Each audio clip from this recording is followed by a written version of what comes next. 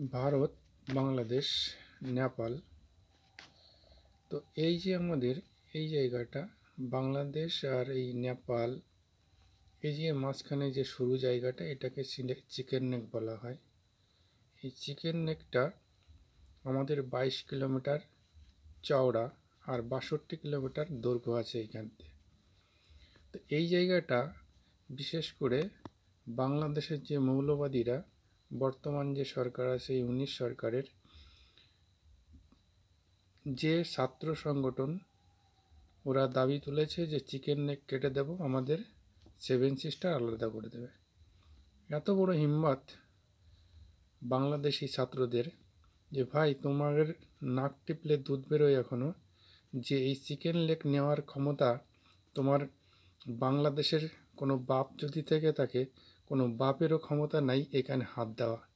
পৃথিবীর কোনো দেশের ক্ষমতা নাই এইখানে ঢোকা।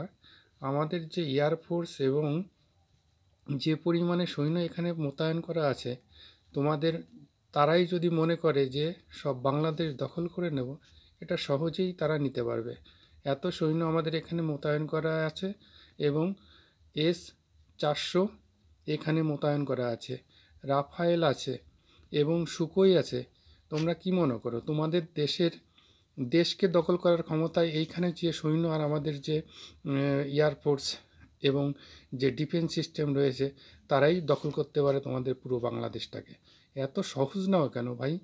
তোমরা তো 2 দিন এসছো, হ্যাঁ, ছাত্র থেকে নেতা হয়ে গেছো, দেশ চালাচ্ছ। তোমাদের তো কি বলবো আর।